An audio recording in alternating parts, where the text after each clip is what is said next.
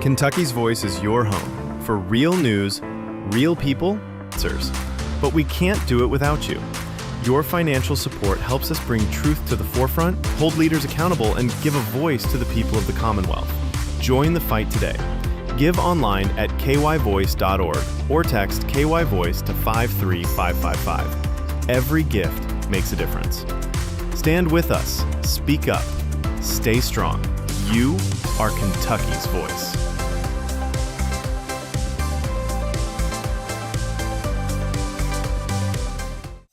Are you ready to stand for truth? Kentucky is at a crossroads, and we need voices that won't back down.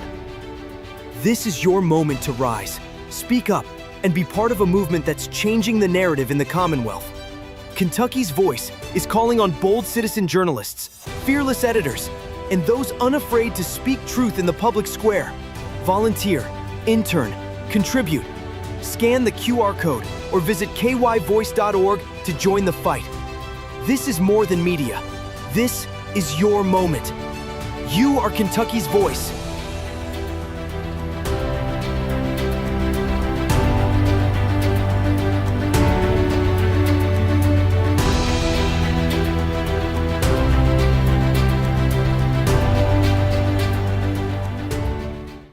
Open borders, shameful abandonment, disregard for human life, the prospect of more mandates and lockdowns, and the list goes on. Now more than ever, we need to stick together. Voting alone is not enough. We must use our dollars to support like-minded companies that fight for our rights and beliefs. Patriot Mobile is America's only Christian conservative wireless provider who shares your values. Last year, we gave more than $500,000 to conservative causes. With your support, we'll give more than $1.5 million this year. It's time to band together and support companies that truly love America and fight for our freedoms. Will you join us?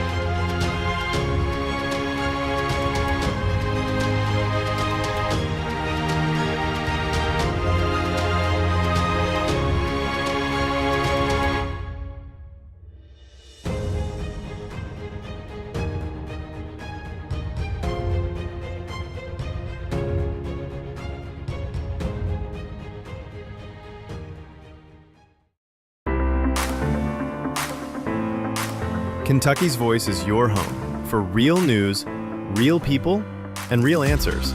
But we can't do it without you.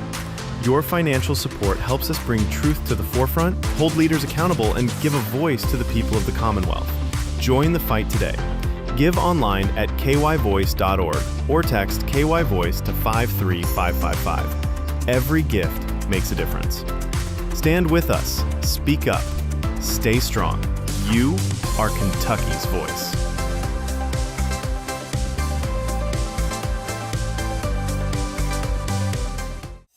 Are you ready to stand for truth? Kentucky is at a crossroads, and we need voices that won't back down. This is your moment to rise, speak up, and be part of a movement that's changing the narrative in the Commonwealth. Kentucky's Voice is calling on bold citizen journalists, fearless editors, and those unafraid to speak truth in the public square. Volunteer, intern, contribute. Scan the QR code or visit kyvoice.org to join the fight. This is more than media.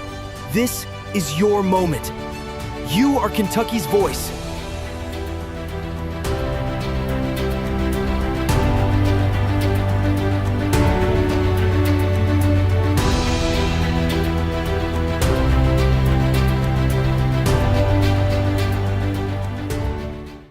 Open borders, shameful abandonment, disregard for human life, the prospect of more mandates and lockdowns, and the list goes on.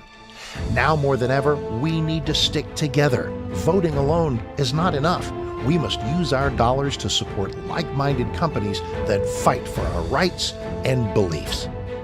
Patriot Mobile is America's only Christian conservative wireless provider who shares your values. Last year, we gave more than $500,000 to conservative causes. With your support, we'll give more than $1.5 million this year. It's time to band together and support companies that truly love America and fight for our freedoms. Will you join us?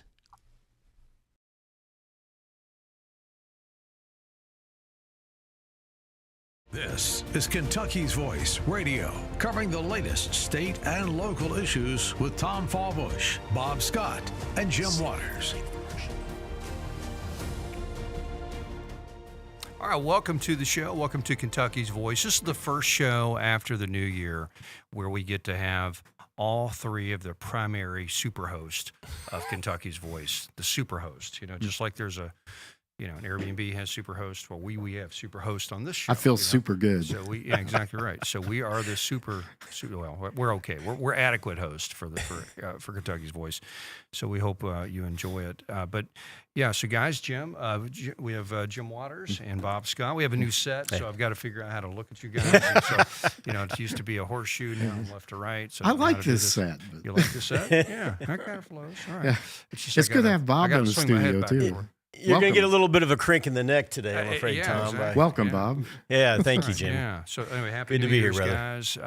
Boy, a lot of stuff going on right now, internationally and in this state, and so we're going to cover a lot of that today. Of course, the session, the Kentucky House and Senate, I think, they both started this yesterday or this week, and so, and of course, last night Andy Beshear had his State of the Commonwealth speech. And so we've got a lot to talk about there. I also wanted to talk about the Somali issue. But, believe it or not, Louisville has a huge Somali community. Yeah. It's like one of the biggest Somali communities in the country. Yeah. I just figured this out here recently. So I got asked, hey, is anybody looking at Kentucky on this? Well, you know what? So. I started doing some searching. Yeah. I said, Somali daycare, where are you? And so we're going to do some work on that and see if we can find something going on there. Also, this shooting in Minneapolis, we need to touch on that today. But Jim, let's jump right into the session. What's going on in Frankfurt? The General Assembly began its session, 2026 session, on Tuesday, and as is required by our state constitution, the governor must present his budget. And so last night was Governor Andy Beshear's final budget, State of the Commonwealth and budget speech to the legislature. He'll have one more State of the Commonwealth to give. But it was interesting that there was a lot of talk about whether this was really a speech for Kentucky or for his campaign. And I think we know the answer to that. I think you could tell from the very beginning where he said, this is my final budget speech in this position or in this job. And, of course, everybody knew what he was talking about. A little bit different, too, last night, just a point to make and let everyone know. Our Capitol is going through a major renovation, remodeling. Nothing is happening inside the Capitol. Everything that has been happening there has had to happen somewhere else. So normally the governor would come in and the legislature really would be in charge of this event. But last night it was obvious that it was Beshear and his campaign team that were pretty much establishing the venue. You had folks up behind him holding signs. We'll see that in a minute. I have a clip about education, and he was, of course, pushing public education. And there were people holding signs. I thought that was convenient that was all planned out there. So that and the it was a little ovations. different. He had like 15 standing ovations. And that's not necessarily, that alone is not necessarily that unusual. It was more robust last night, because usually in the House chambers where they meet as a joint session when the governor speaks, usually it's a lot more subdued than it was last night. It had much more of a campaign feel. Sort of more of a pep rally. Yeah. Well, it wasn't quite that, but it was certainly different than it would have been. So, folks, get used to this for the next 3 or 4 years. This is going to be the way it is as the Capitol is undergoing major renovation work there. So, all hail King Andy. Yeah, well, and, I think and of course, C-SPAN carried that speech last night, and I'm sure it's going to get some attention nationally as well. And Beshear tried to present himself as I think, as a reasonable alternative to Trump. He attacked Trump in the speech. We can talk about that, maybe a couple points. And but some hypocrisy there, too. It's one thing to not like tariffs, but it's something else to then praise the results of tariffs, such as jobs coming back to Kentucky. What a surprise. So, yeah, so we've got some things to talk about on that. Very good. All right, well, this is going to be a great show. We got a lot lined up. So, listen, like I said, first show after the new year with all three of us. We appreciate you as a listener, as a viewer, and all the support you've given this project over the past year. This is a listener-supported project. We ask you to consider supporting us with your financial and prayers and everything else. So, and there's a way to do that is going to be on the screen after the segment. We'll be right back.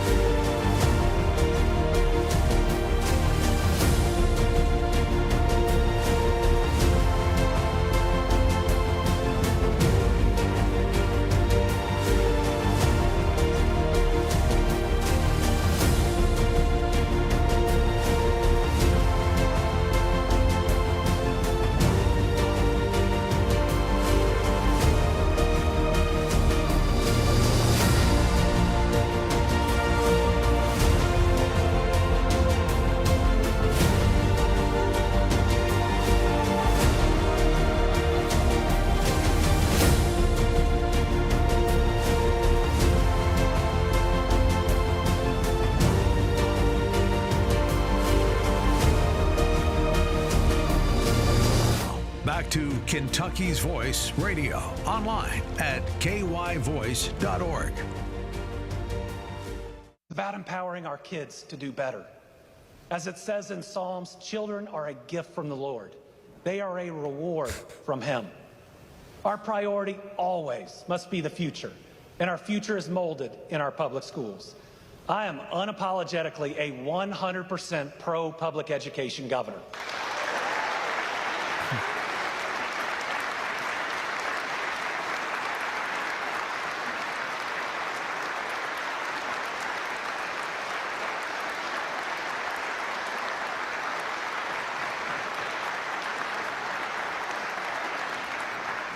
Every budget I proposed has invested in our school system, starting with our educators.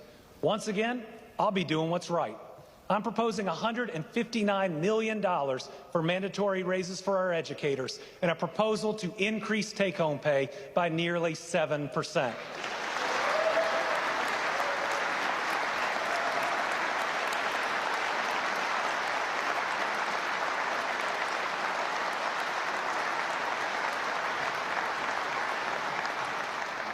My budget also increases education funding per pupil, and it adds $560 million to our teachers' retirements.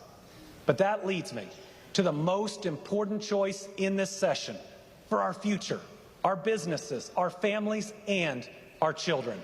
The single most effective way we succeed in this next budget is by funding pre-K for all.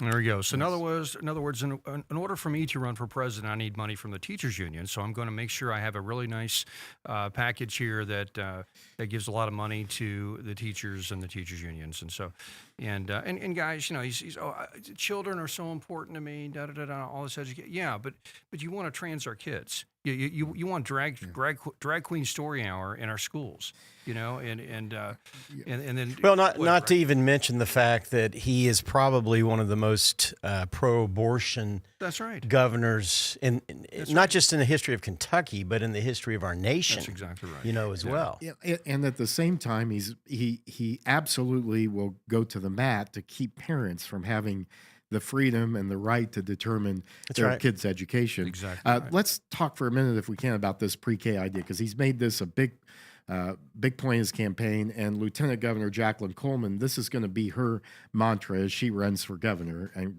ramps up to run for governor. Let's be clear about this. There is absolutely no evidence that universal pre-K is something that has a long-term impact on children. In fact, there is even some research coming out now that talking about the harmful effects it can have over time. If you listen closely to the governor last night, he talked about a source says this or a study says this, but there was nothing about how much we're going to spend on this or how much he wants to spend. We've heard $150 billion. We've heard $200 million on this for something that there is no evidence that it works. Now, all of us, I think, would be in favor of, of providing programs for young children, especially those from low-income homes, that will help them, that will make a difference in their lives and provide them a better education. But there's no evidence that this does.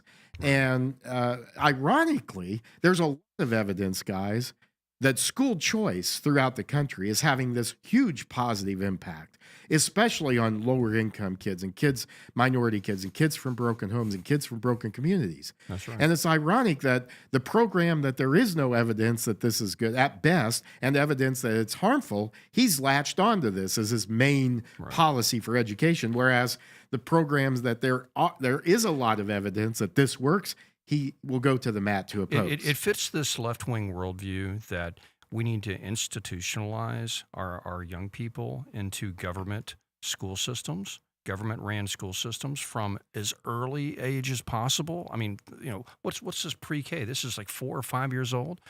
So starting there, and then of course, the dream for most left-wing ideologues of a lifestyle is to be in college until you're 30, right? And so you've got from 5 years old to 30, right? You're immersed in this left-wing indoctrination system, which I know I'm using a little hyperbolic language here, but everybody understands what public education is now. It's basically a secular seminary for your kids. That's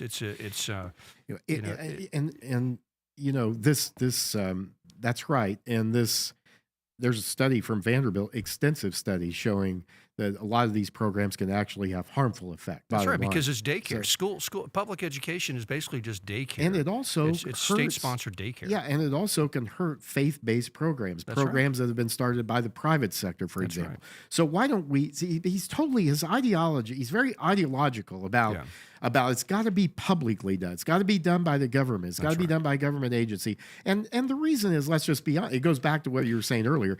They can control the curriculum. They can control what kids learn. Mm-hmm. They can't control that in a faith-based daycare. They can't do that. And it's a big financial win for a government program like the public education and it's just and Bob, a lot of this is just the idea of we just need to take our kids away from our parents for 8 to 10 hours a day for education for so many years. I think we're starting to reevaluate that now. It's like, what is the real value of doing that? When I look at homeschool kids, now I know a lot of families that homeschool their kids. They spend maybe 2 hours a day, with educating their kid, right? And they can stay at home. And they come out by the time they're a senior in high school much well-educated, much better educated, much more statistically, that's a fact. That's right. The kids. This really is not hard, to figure out. But the kids that are either educated at home or go to a faith-based or through a faith-based curriculum are way ahead. Way ahead. I'm a homeschooling parent. We homeschooled 3 daughters, and we got more done in 4 hours in a day. And then the public system did in 7 or 8 hours. But also, there's different ways of educating. We're seeing that not every kid should go to college. We were just talking with somebody the other night that they want to do welding and they want to do these trades. We've got young people in their 20s who are getting a 6-month certification at a trade school, and they have homes that are paid for, vehicles that are paid for, and they're a head start on their families. That. But you never hear that. You don't hear that from Bashir. All it is it's got to be publicly read. It's got to be whatever the teachers union narrative is, and that's what that's the song he's going to sing. He's hoping that will help him nationally. I think he's hoping that will, when he gets on a national platform more, that's going to be something he can point to, that, hey, I stopped school choice in Kentucky and I promoted increasing pay for teachers, for example, but that mean Republican legislature, they wouldn't come along with me. They wouldn't do this. When in fact, the legislature in Kentucky, let's just be clear about this, they have increased funding for K through 12 education by a significant amount in recent years. It's not all in the SEEK formula. That's only one portion of funding that schools get. It's across the board. They've given local districts lump sums of funds to do whatever they need to do in that area. And Tom, Bob, I would much rather Frankfurt do that than some top-down, we're going to pay all teachers this no matter what kind of job they're doing, no matter what they teach, no matter how much of a need there is for them. I mean, we have a great need in Kentucky for physics teachers, and yet we're paying physical ed teachers, PE teachers, and basket weaving teachers as much as we're paying physics teachers. Where's the incentive there for a person to go and teach physics in our schools? Yeah, it's crazy, and plus, he opened his speech there with a scripture. He was quoting Psalms, or saying, Psalms says this about the children and all this, and it's unique that Beshear has a tendency to refer to his faith very often. Whenever he's pushing these policies, these ideas, he wants to somehow anchor it into some sort of faith position, and we've talked a lot about that. We've analyzed that about a lot on the show, and I think it's worth pointing out again that he seems to have this view that faith gives him the right to have the compassion to put his left-wing policies into place, and it's so faith somehow lines up with left-wing ideology, where our response is, well, that's a toxic empathy.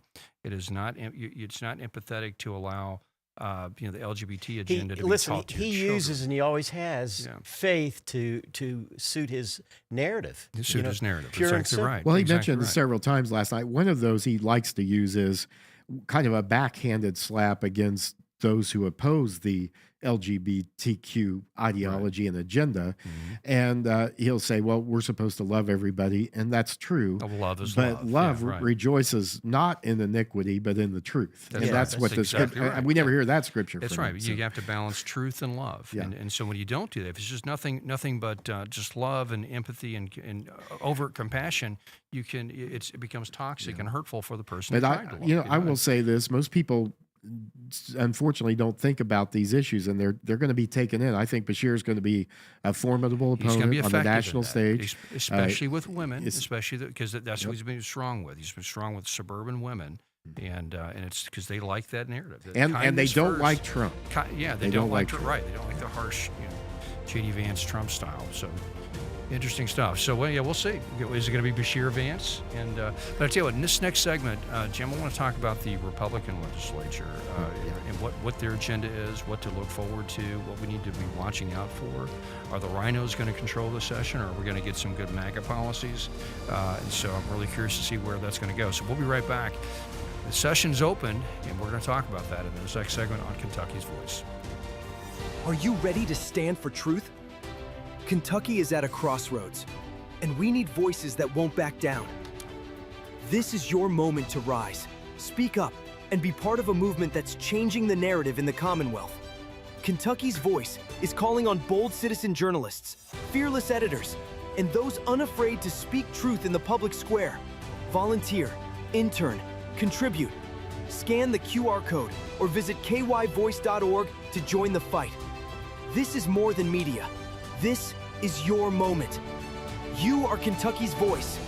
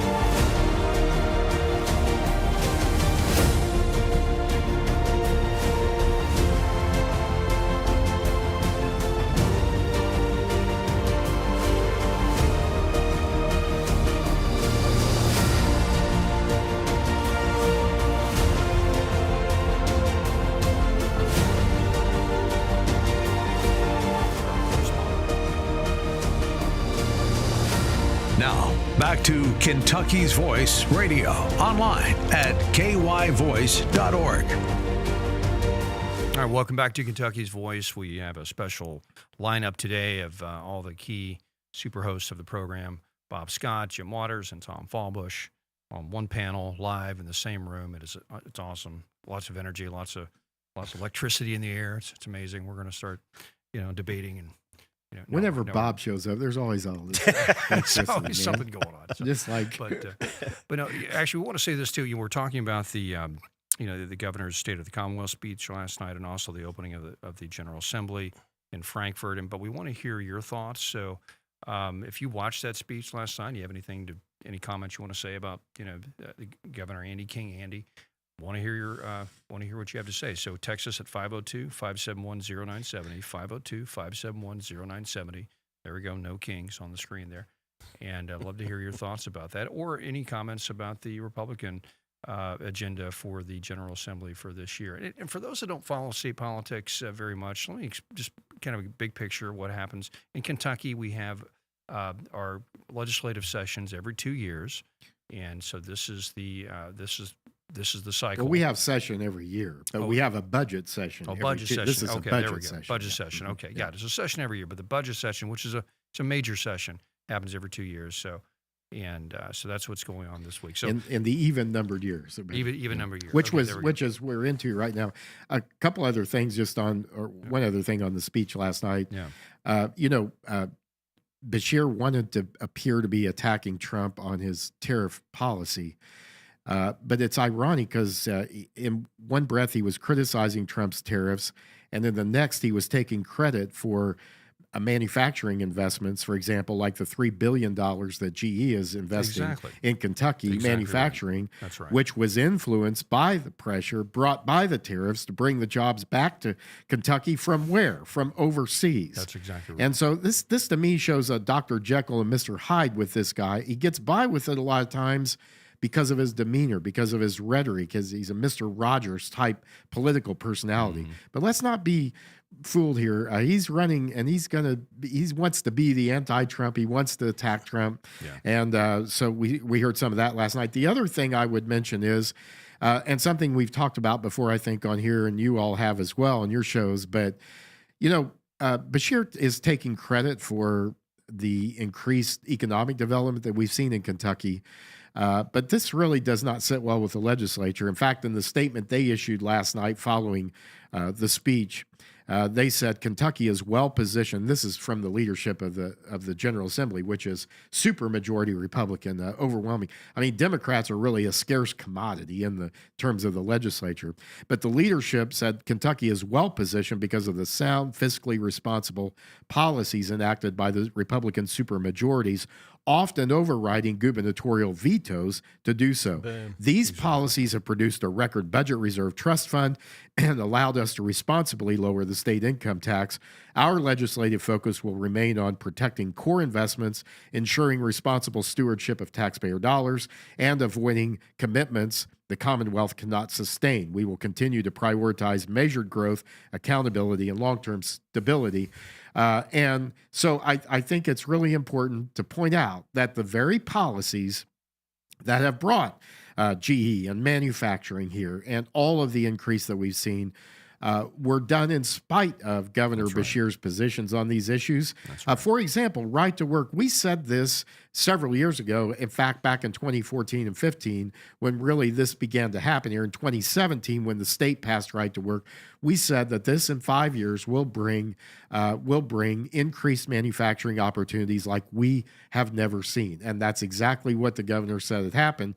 But it's ironic. He at one time proposed getting rid of some of these policies that did create this economic activity. So very much a Dr. Jekyll, Mr. Hyde approach. He wants to take credit for this, and yet he was opposed to the policies that allowed this to happen. I think it's important for voters to keep that in mind, to know that. That's right. Yeah, you just hate to see him take credit for something that he has no business taking credit for. But we're benefiting either way, so we can talk about that too. And of course, we need to be careful. This Blue Oval job and some of the incentives that were given, there were lots of incentives given. There was a forgivable loan given of over $200 million. My question is, the legislature needs to demand repayment of that loan if the conditions for that loan are not met in terms of the creation of jobs at the wage level that they promised. That's right. Exactly right. Because Blue Oval, Ford and the state took a risk on electric vehicles, and it didn't pan out. And why did they take that risk? It's because of government incentives, because of left-wing views of the world. And guys, if it's a good risk, the private sector will do it. If it's a good thing, the private sector will take that risk. That's right. If the private sector is not doing that, that's a signal that government certainly should not be putting us taxpayers on the hook for those types of projects. But when government basically puts its hand on the scales in any sort of in the economy, in any sort of industry, it just artificially modifies the decision-making processes, and and then here's what happens: we end up losing a lot of money with this plant. But however, bringing manufacturing back to the U.S. is going to benefit Kentucky because Kentucky is a strong fossil fuel state, right? We have coal, we've got oil, we've got gas, and we can actually produce energy cheaper than anybody in the world. And those are all things that the previous administration federally was trying to shut down. That's right. And had and was working very hard to stop that. And that is a strength of Kentucky and a lot of other states. And that is something I know we as a group or as a tandem stand very strongly behind with regard to the fossil fuels, and because it really is a real strength. And then also we're also looking at nuclear energy as well. That's right. Moving forward, there's so many things. I feel Kentucky especially is well positioned and a cusp to be a leader. On this. Well, and you go back to the Barack Obama administration where they said they would, you can open a coal mine, but you're going to go bankrupt. In other words, that was their intention. Again, putting their finger on the scale that Tom was just talking about. But we've got all kinds of energy in our state, not just coal, natural gas. We've got all kinds of natural gas. And this is a great opportunity for Kentucky to benefit, for example, from the AI, growth in AI and the tremendous amount and it's of power. Here whether we like it or not. And it wasn't even talked about last night. It really was not addressed. And so, you've got to wonder, here's this guy, politician, who wants to present himself as a forward-thinking politician, and yet we didn't hear anything much about that at all last night. We had a text come in from a viewer. It says, Andy Beshear baited Kentucky citizens during COVID with $1 million lottery to get the COVID shot. He's no better than someone who manipulates people. So there we go. Thanks for that comment. Said some other things too we can't say on the air. But that's right. Yeah, I won't use some of the language you use. But if I can put a plug in here for my column on Substack, which that's one of the issues I really hammered on is Andy Beshear a moderate? And the fact when you start bullet pointing his radical policies, which we do in that column, you can find it there on Kentucky's Voice, the Substack account that we have. He's a left winger, but he wears a moderate skin suit. And go back to the COVID, and that's a good example of that. Businesses suffered. He didn't have any idea how businesses run.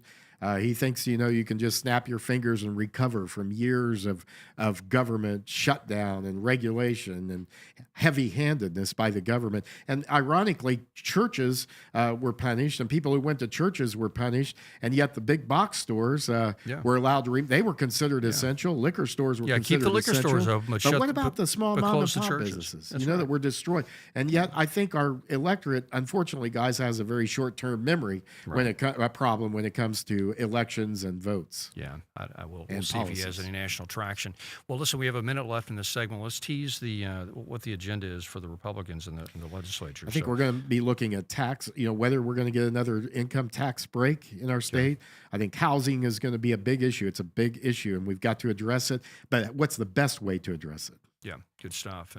And Bob, are you looking for anything with the session? Any issues that you would like to champion, or anything that you're? Yeah, I know my wife put a personal plug in for the Kentucky Association of Manufacturers. She works for them, and one of the things that they're trying to get through, and I think this would be phenomenal and needs to happen yesterday, is a van. I know Tennessee, Arkansas, other states have come out with basically a truck or a van that would travel around the state, encourage people to get involved with trades. The trades. Yeah, right, there we go. Yeah. That's right. Yeah, well, there's a lot That's, of. that's a strength I think we have. That's There's going to exactly be right. DEI policy dealt with. We can talk about too. That's great. Okay. Well, let's talk more about that in the next segment. I also want to talk about this Somali community here in Louisville. Actually, Louisville has one of the largest Somali communities in the U.S., so we're going to talk about that. Also, the shooting in Minneapolis. We'll be right back on Kentucky's Voice.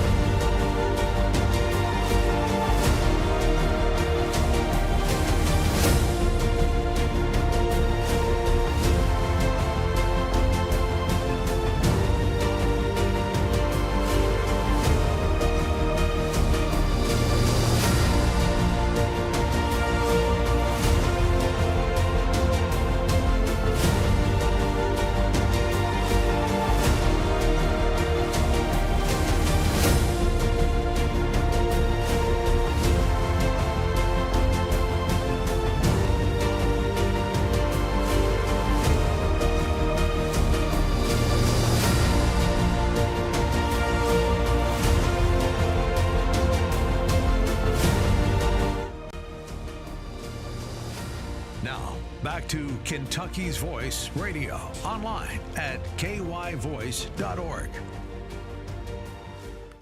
Kicked off the 2026 Kentucky legislative session. Top of mind on both sides of the aisle, setting the state's budget. WLKY's Alexis Matthews was in Frankfort today talking to lawmakers. New year, new session, new look, but some state lawmakers have the same priorities, and that's to help pass legislation to help Kentuckians. Members indicate your presence on roll call. Kentucky lawmakers flocked to Frankfort Tuesday to begin work for the 2026 legislative session. Members of the House and Senate gavelled in for half an hour in temporary chambers while the Capitol is being renovated. Day one saw typical resolutions, including adopting House and Senate rules. Down the line, Democrat and Republican leaders will be laser focused on setting the state's budget for the next 2 years, worth around $15 billion. This amid a $156 million budget deficit, which Majority Whip Jason Nemeth says is not a huge concern. When you're talking about, several billion, we have $13 billion discretionary. That's not a lot of money. And so I'm not too worried about that. Our revenues remain strong. Our economy remains strong in Kentucky. And so I think we'll have the money that we need to do for our needs, not necessarily all our wants, but for our needs. This session, House and Senate leaders appear to be aligned on priorities to help meet Kentuckians' needs. They plan to tackle policies around housing, livable wages, education, and Medicaid. And coming together amid uncertainty around actions by the federal government seems to be another goal for the General Assembly. We probably come to agreement more than you would imagine, but that doesn't mean that we come to what we would like as the best thing that we could have.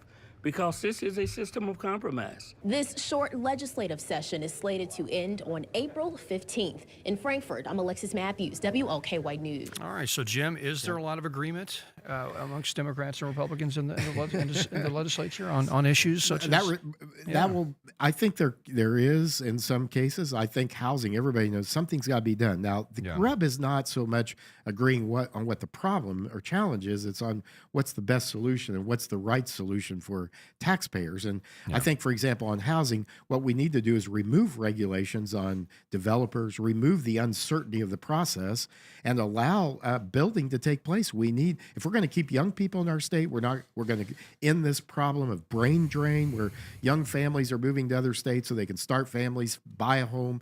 I think we're going to have to address that. And I don't think that's a partisan issue. It shouldn't be, but it shouldn't be. The Democrats will want more of the spend, and the governor talked about spending, doing this public-private partnership. But really, the best, most effective thing is going to be, let's make the process more certain. Let's allow the permitting process to be quicker, Tom. Right now, when developers apply for a permit, they don't know when they're going to get an answer. It can be months and years even in some cases. So those are common sense policies. Yeah, but the core issue with housing is not that so much. It is the fact that we have 20 to 30 million people in the country that shouldn't be here. And so if the session really wants to deal with housing issues, we need to get aggressive in supporting the federal government's efforts on deportation. Well, and if we're not doing that, then you cannot reduce the demand on housing, which is causing the housing crisis. Well, don't think of it as an either or. I think this is they need to. I haven't heard it. Hopefully, there's some. I think it's initiatives both out there about. I think it's both and. Well, I think we need. Well, my question is: Are there any initiatives, bills being passed that's going to help address the illegal immigration issue in the state? I don't know. Well, and there's also some efforts. President Trump just put a tweet out, or I guess on his social media site, that would address large corporations. Basically, from going in like they have been doing and buying. That's important. Exactly. Properties. That's important. Listen, what's that do? That shrinks the market. That does shrink the market. Let me say this. I do own some rental properties, and literally for the past decade, every day I get 2 or 3 calls from some foreign call center saying, "Hello, you own the property on so and so and so. Would you like to sell it?" And literally every day, and I'm not joking, every day, 2 or 3 times a day, and they all spoof call from 502 numbers. So I know what's going on. This is BlackRock. Yep. These are companies like, basically hedge funds on Wall Street that are buying up American, and it is a problem. Single family properties so that Americans could become renters. Yeah. And so, that is an issue as well. Yeah. But, I but think the immigration issue is the elephant in the room. My answer was, and that's true. And that shows how immigration just affects so many. Everything. Yeah. It solves so many problems. In looking at what our state legislature can do, there are some common sense things they can do right away that should not be hard at all. And none of this should be really, but for example, why does a lot size have to be bigger than what it needs to be? Some of these rules go way back, decades and decades, almost a century. Whereas now we need to, for example, developers want to build houses closer to each other. This is common sense. If you buy a certain tract of land, you can build more housing on that land with a simple removal of a stupid, dumb regulation. Then that's also something that can be done. But I tell you what, we have overbuilt apartments in this city and in this area. I'm talking about homes. Well, no, exactly right. But housing, that is a problem. We're taking all this low income housing and putting it into the suburbs as an Obama initiative, and that's still going on out there, and it's impacting a lot of these neighborhoods. But anyway, so what else? What else should the legislature be focusing on? Let me mention a word about education here. In the one big beautiful bill, which Bashir called, I think, the one ugly bill or whatever, his term last night, but he's a nonpartisan guy. He's not partisan. But anyhow, in that bill was the federal tax credit scholarship program, and the legislature is going to take steps to opt Kentucky into that.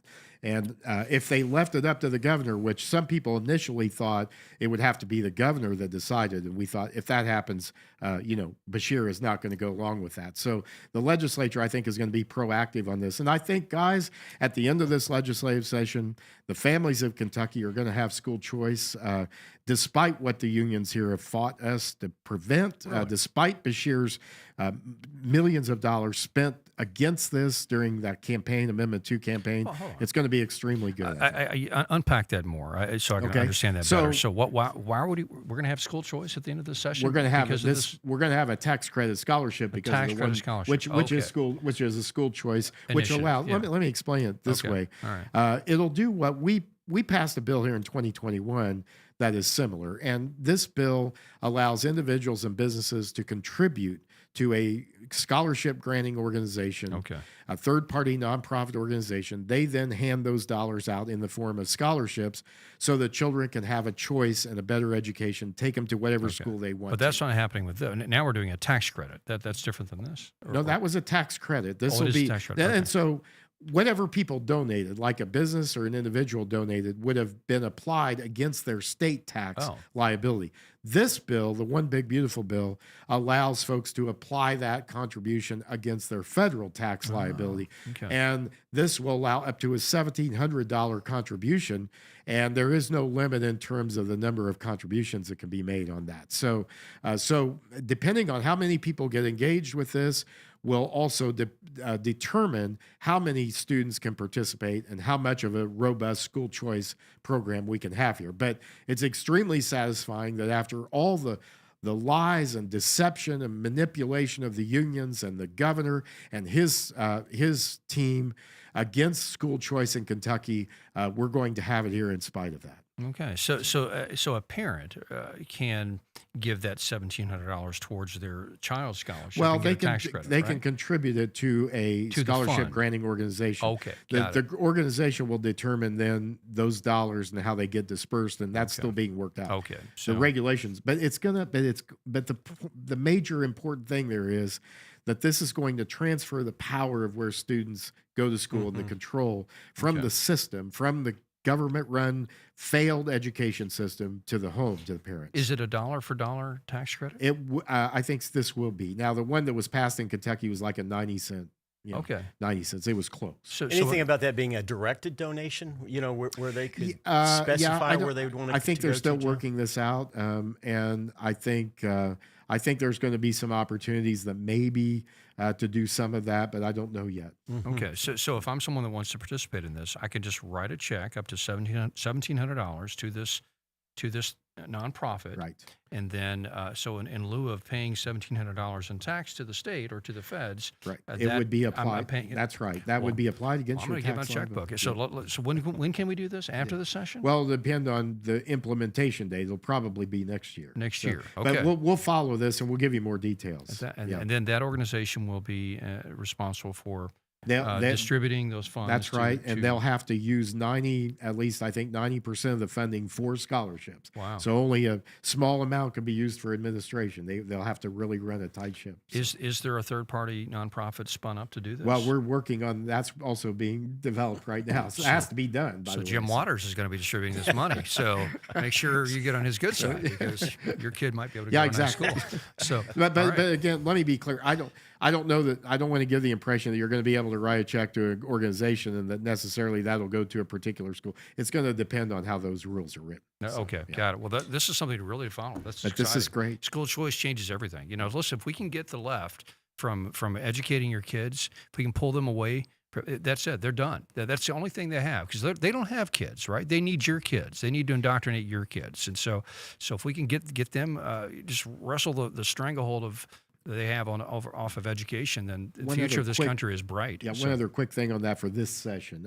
Senator Lindsey Tishner has filed legislation that would now we've removed DEI from the higher educational universe.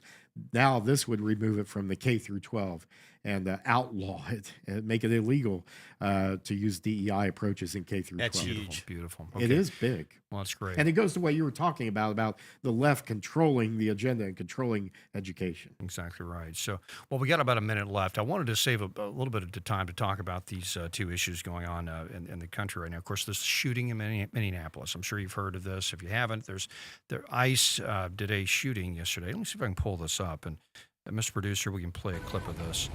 And basically, you can see this. This lady starts. We got 30 seconds. We're going to play this real quick. There we go. That's the shooting. We'll break this. Whoa, watch the language there. But we're going to break this down in a little bit more detail after this segment. This is getting a lot of attention. ICE shot a lady. She was a white woman, 37, mother of 3, apparently a left-wing activist. I think somebody mentioned she was a lesbian, whatever. It didn't matter. Anyway, they shot her because she looked like she was trying to run over this officer. So we're going to talk about that after this segment.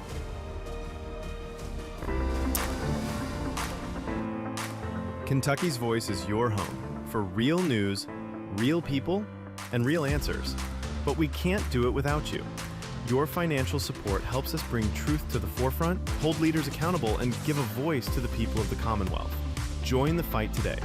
Give online at kyvoice.org or text KYVoice to 53555.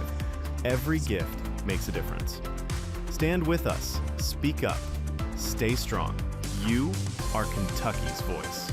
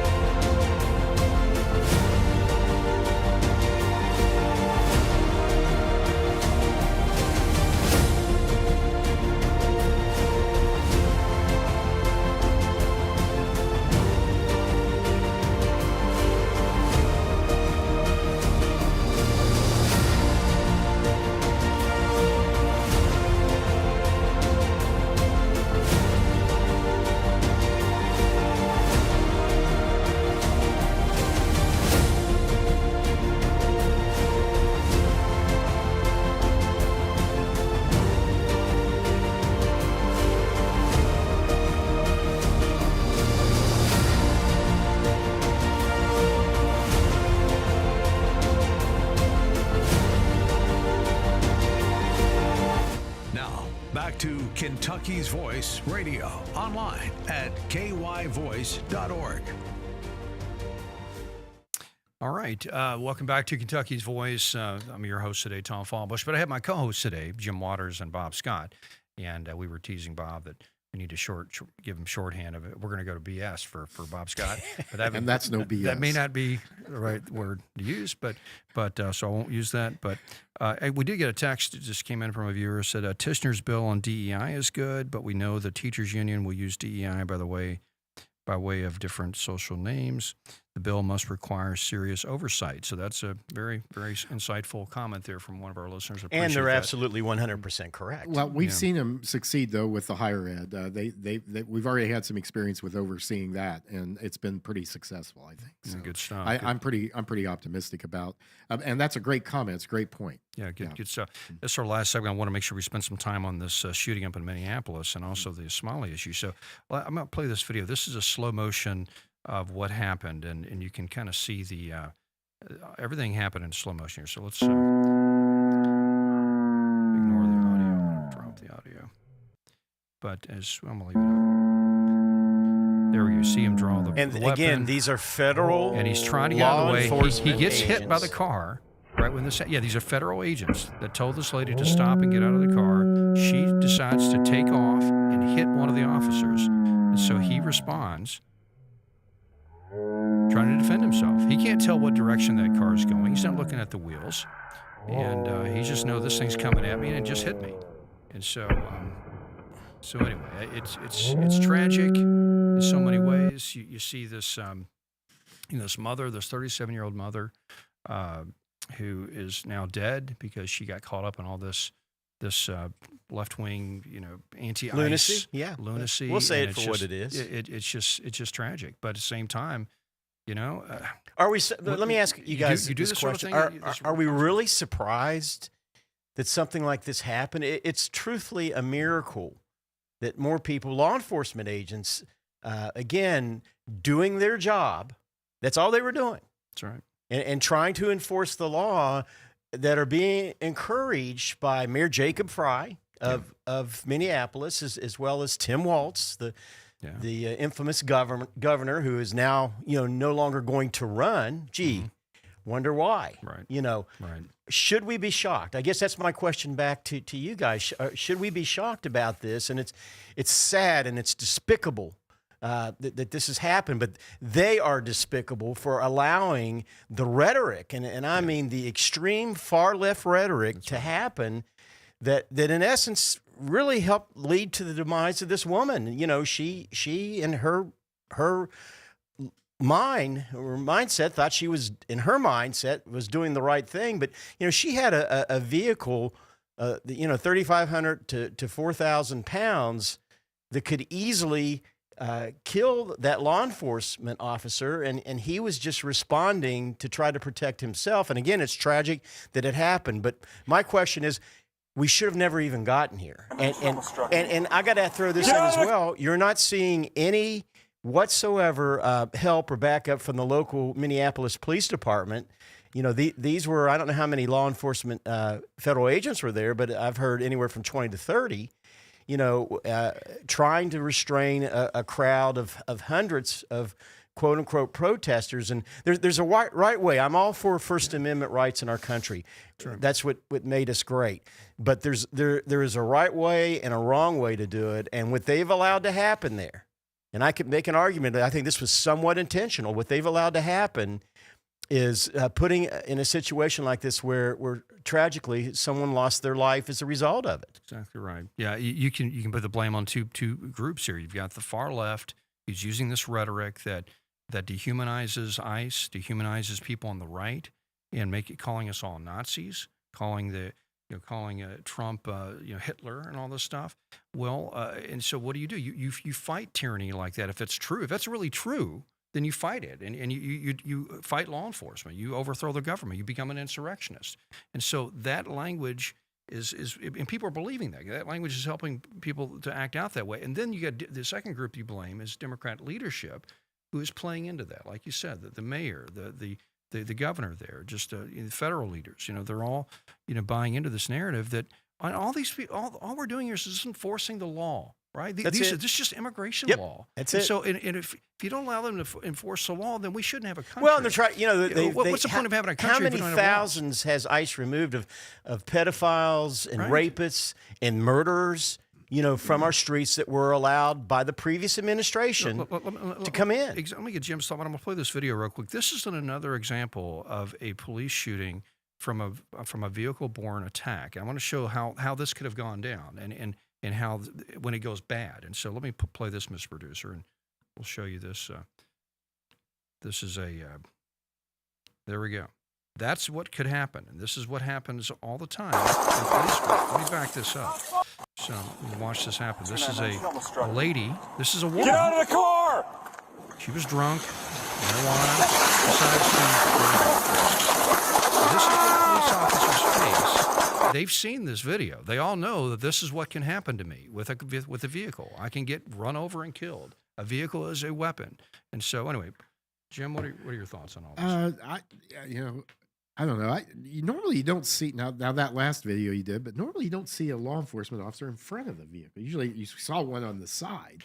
And so it looked to me like she was backing out, and then of course, like you said, when she went forward, he didn't know where she was going to go. I don't know what the law is, but to your point about ideology and what you believe matters. It has impact, and it does affect people. And the rhetoric, like you said, has affected people. So it's just a tragedy. I think we need to acknowledge it's a tragedy, all the way around because of that. And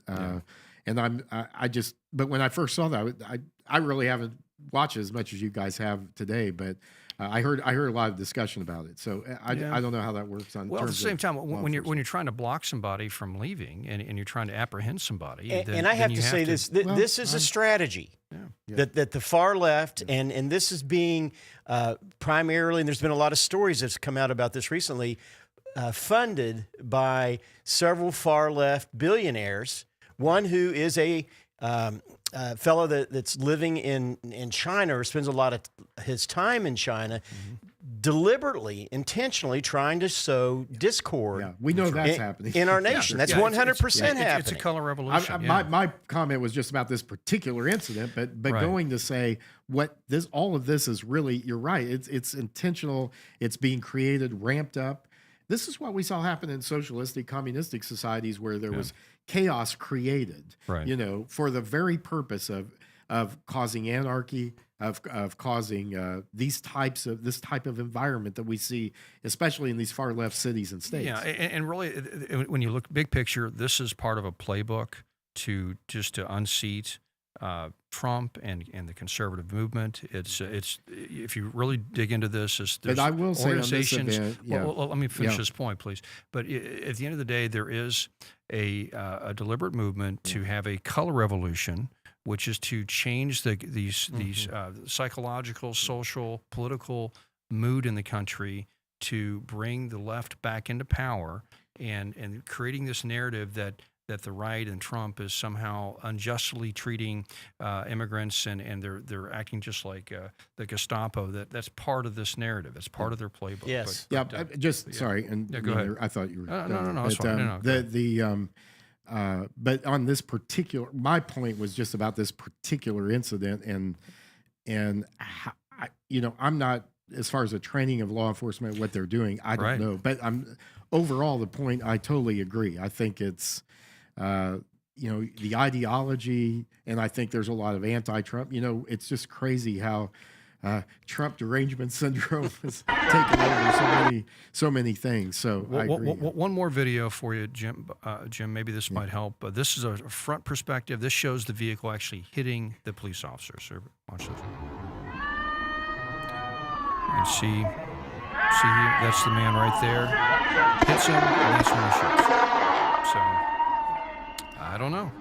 Well, it's a dangerous job. She put herself in that position, so Exactly right. unfortunately. And that's again a part of their strategy, is to get in the middle of a law enforcement action. Now, come on, who in their right mind would do that?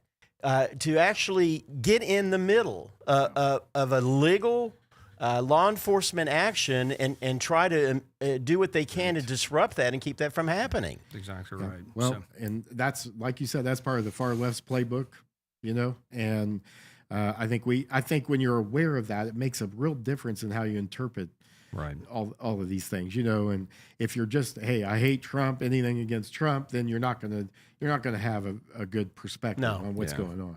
But they're going to try to create a George Floyd moment out of this. 100%. They're going to try to make her a martyr and in Minnesota, right? Yeah, exactly right. In Minnesota, right. I mean, what's exactly going right. on up there? Exactly right. Well, we have 2 minutes left. I promised the audience we would talk about the Somali issue. I just want to point out that we do have a large Somali community in Louisville. Now, I'm not casting aspersions to Somalis and to immigrants and as a whole, but there is a pattern that you can just see of third world immigrant groups coming in and basically, first of all, they use welfare and our social services at a much higher level than a native-born American, and then there tends to be a portion of that group that will find themselves in a fraud situations, and of course it's being highlighted in